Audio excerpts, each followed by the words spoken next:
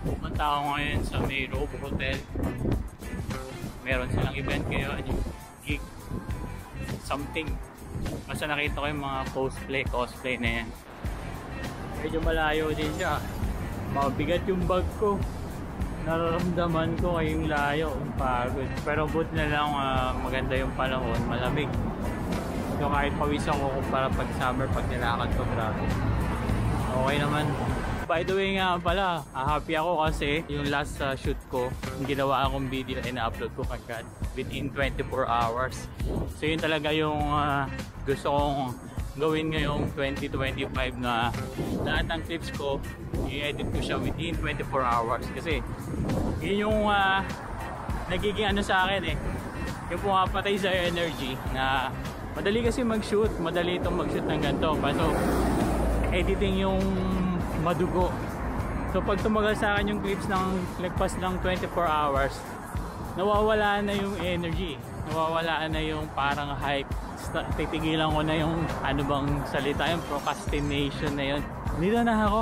So lalakad tayo sa kabilang side.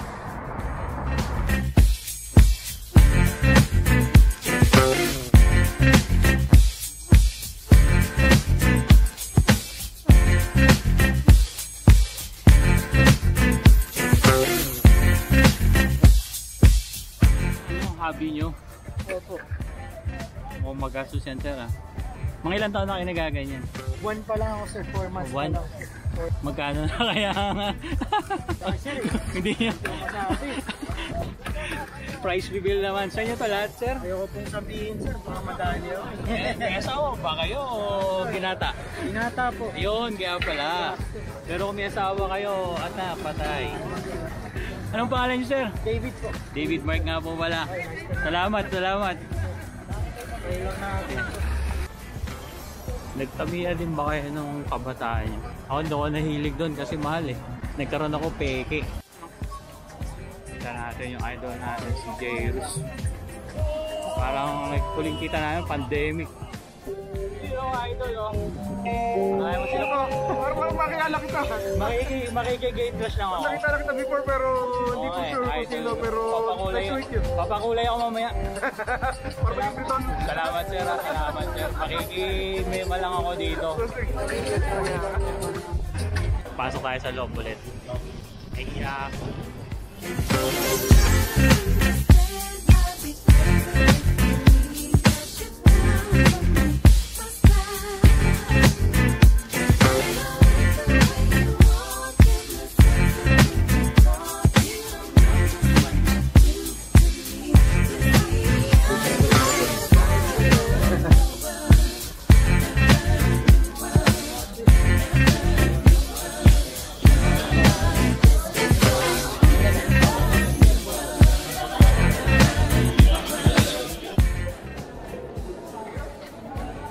i-start na yung mga tingnan ko kung pwede ko silang i-video mamaya.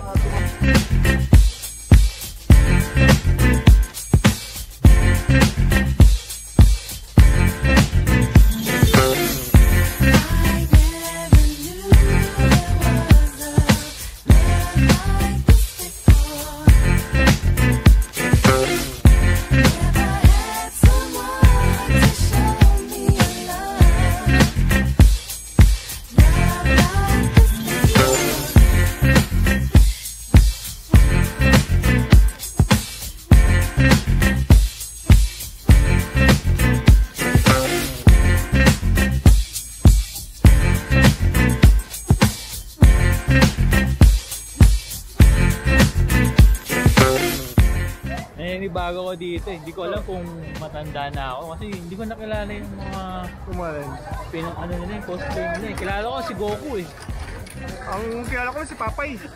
Hinabot ako 1950s yun Hinabot ako si Papay, Bugs Bunny, yun ang mga alam ko doon Hindi ko alam kung yung iba ba parang iba talaga yung mga millennials Kind of aging yan Brad.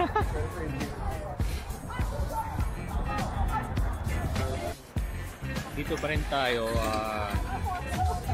marami naman na akong na-content, marami na akong na-shoot. So okay din na hintay ko lang mag 6 o'clock kasi may mga awarding daw. So yun, tarayo.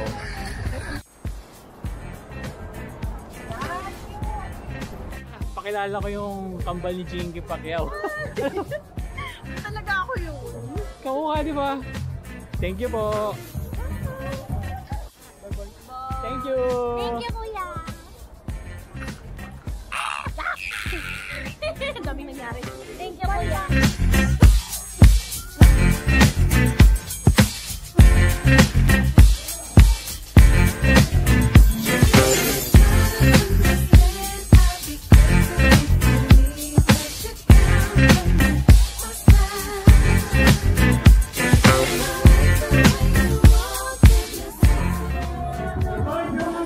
Iniwan ko muna yung bisikleta ko kasi gusto ko lang muna mag-focus sa filming.